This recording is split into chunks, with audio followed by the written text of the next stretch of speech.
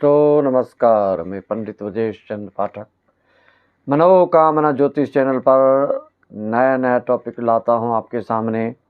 नई नई जानकारियां, रहस्यमयी जानकारियां, गूढ़ार्थ और इस तरह से यूनिक चीज़ें हम आपके लिए अथक प्रयास करके पहुंचाते रहते हैं। आज का टॉपिक है आपका मूल नक्षत्र। हर एक परिवार में आप देखेंगे कि कोई न कोई एक मूल नक्षत्र में पैदा लेते ही लेते हैं। वैसे मूल नक्षत्र में 6 नक्षत्र आते हैं, 6 गंडमूल नक्षत्र कहलाते हैं। अश्विनी, मघा, मूल, अश्लेषा, ज्येष्ठा, रेवती। तो अश्विनी मघा मूल का स्वामी केतु है, अश्लेषा ज्येष्ठा रेवती के ग्रह बुध हैं।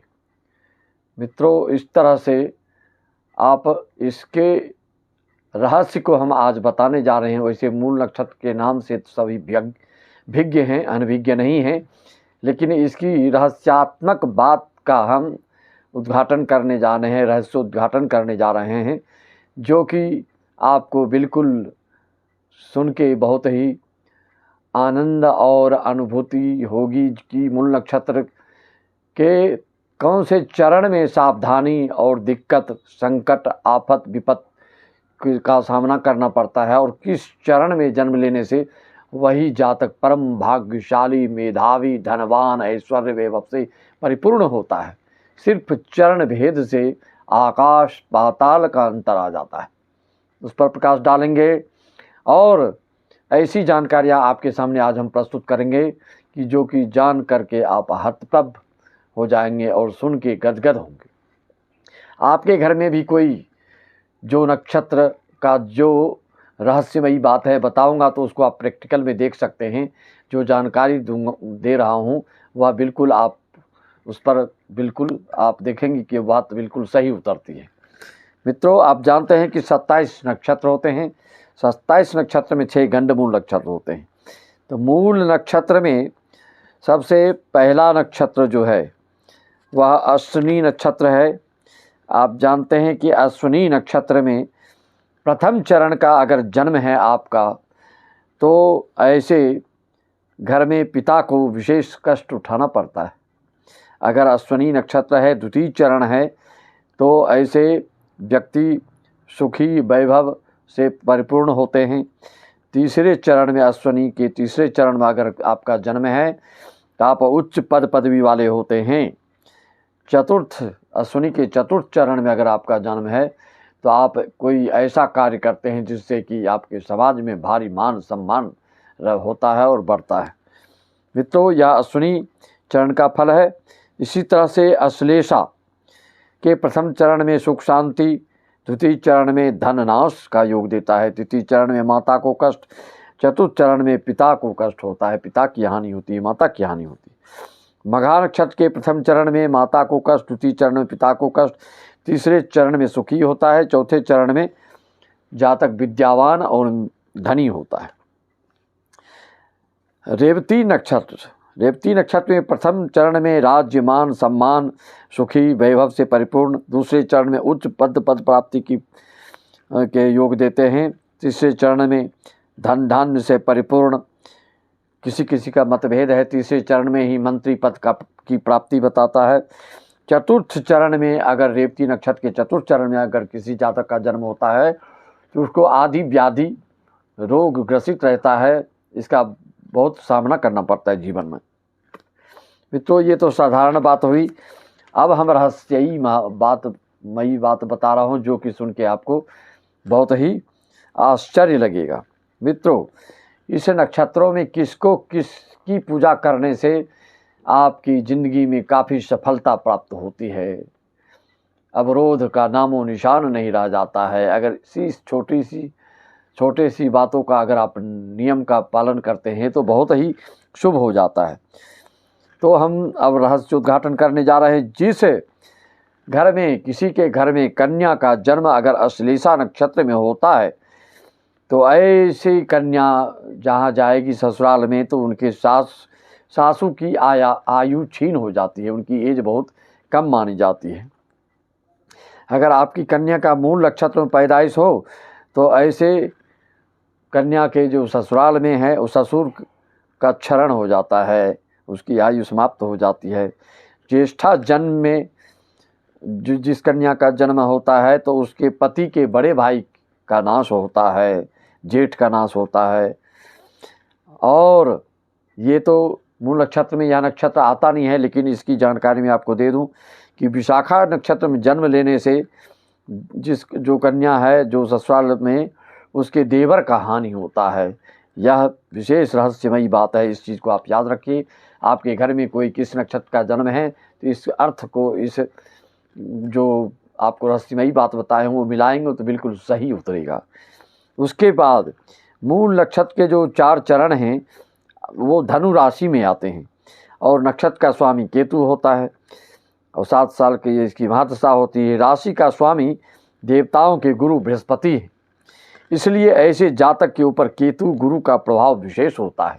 मेधावी क्यों होता है, तेज क्यों होता है, उसका कारण, उसका रीजन समझिए। स्वभाव से ऐसा जातक जरूर जिद्दी होता है, अक्खर होता है, मनमौजी होता है, लेकिन परोपकारी भी होता है, दिल का साफ भी होता है। अश्विनी नक्षत्र वाले बच्चे को हनुमान जी की आराधना प्रार्थना करने से, पूजा पाठ करने से विशेष लाभ होने लगता है। यह ध्यान देने योग्य बात है, इसको आप याद करिए या सेव करके रख लीजिए। मघा नक्षत्र अगर सिंह राशि है तो जातक को सूर्य को अर्घ्य देना अनिवार्य होता है, उसे काफ़ी सफलता प्राप्त होती है और मन को शांति मिलती है और अपनी पारिवारिक परंपरा को आगे बढ़ाने में सक्षम होता है। अगर मूल धनु राशि वाले को गायत्री मंत्र से बहुत लाभ होता है। धनु राशि है, मूल नक्षत्र की पैदाइश है तो गायत्री मंत्र के जप आदि से बहुत लाभ ऐसे जातक को होता है। अश्लेषा नक्षत्र और कर्क राशि हो तो आपको आंखें बंद करके शिव जी का जाप ज़्यादा से ज़्यादा करना चाहिए। मूल की पैदाइश होने से 27वां में पैदाइश होता है, जैसे मूल पैदाइश होते 27 दिन तक पिता को देखना नहीं चाहिए बच्चों को, जब तक शांति उसकी ना हो जाए। और 7-8 वर्ष तक उस घर में उसके मालिक को, पिता को ओम नमः शिवाय का विशेष जप करा ले तो अच्छा रहता है, अन्यथा 7 साल तक किसी न किसी तरह की परेशानी होती रहती है। इसका भी आप ध्यान रखेंगे। वृश्चिक राशि ज्येष्ठा नक्षत्र अगर आपका होता है, आपके घर में किसी बालक का या आपका है, तो ऐसे जातक को हनुमान जी की आराधना, प्रार्थना, साधना, पूजा पाठ, जप तप बहुत ही लाभकारी सिद्ध होता है। अगर मीन राशि रेवती नक्षत्र वाले हैं कोई, तो ऐसे जातक को गणेश जी का प्रणाम, पूजा पाठ आदि करना चाहिए। ओम गंगणपते नमः का जाप करना चाहिए। विघ्नेश्वराय वरदाय सुरप्रियाय आदि श्लोक का बिल्कुल प्रतिदिन स्नान ध्यान करके करने से बहुत ही उत्थान, तरक्की, उन्नति होती है। इस तरह की रहस्यमयी बातों को जानने के लिए और समझने के लिए आप अपनी कुंडली का अगर प्रेडिक्शन करवाना चाहते हैं, विश्लेषण करवाना चाहते हैं, तो आप हमसे संपर्क साध करके मात्र 501 में सारी जानकारियाँ प्राप्त कर सकते हैं। चाहे वो घरेलू समस्या हो या शारीरिक समस्या हो, चाहे अड़ोस पड़ोस की समस्या हो, चाहे सामाजिक समस्या हो, चाहे मानसिक, राजनीतिक, जिस तरह की समस्या हो उसके बारे में उसका कारण, उसका रीजन पता कर सकते हैं। वंशानुगत बीमारी या कोप भाजन और पितरों का आशीर्वाद है कि श्राप है आदि आदि की जानकारियाँ आपको प्राप्त हो सकता है। आप कोई बच्चे को ऊपर, आपके बच्चों के ऊपर कोई टोना जादू टोटका आदि कर रहा है, आपका बच्चा पढ़ाई में तेज ध्यान नहीं देता है, तो क्या कारण है, ये सारी बातें सब आपकी कुंडली से पता चल जाता है। अचानक चलते चलते बिजनेस, अचानक नौकरी से छुटकारा मिल जाना और रोजगार व्यवसाय ठप हो जाना आदि कोई न कोई जन्म कुंडली में कारण होता है। बाधक होता है, मारक होता है, कारक ग्रह में आपकी ज़्यादा उन्नति होती है, लेकिन वह किसी स्थिति में शुभ फल देते हैं। बाधक घर जहाँ भी बैठ जाता है उस घर से, उस भाव से संबंधित आपको हमेशा चिंतित करता है, चिंताग्रस्त रखता है। जैसा कि आपको नियम बताया कि आपका अगर चर लगन का है तो ऐसे जातक को हमेशा आय भाव के स्वामी जहाँ भी बैठेगा उस भाव को न्यूनता कर देगा, उस भाव के फल में कमी पैदा कर देता है। जिसका स्थिर लगन का है तो उसका नवम भाव का स्वामी जहाँ भी बैठता है उससे संबंधित आपको, जब तक उसकी शांति, पूजा पाठ, चिंतन मनन उसके लिए नहीं करेंगे आप, तब तक वो आपकी उन्नति, उत्थान में तीव्रता नहीं आएगी, शीघ्रता नहीं आएगी। उसके लिए करना ही पड़ता है। द्विसंज्ञक राशि 3, 6, 9, 12 की अगर लग्न है आपके, तो आपके लिए सप्तम भाव का स्वामी बाधक होता है।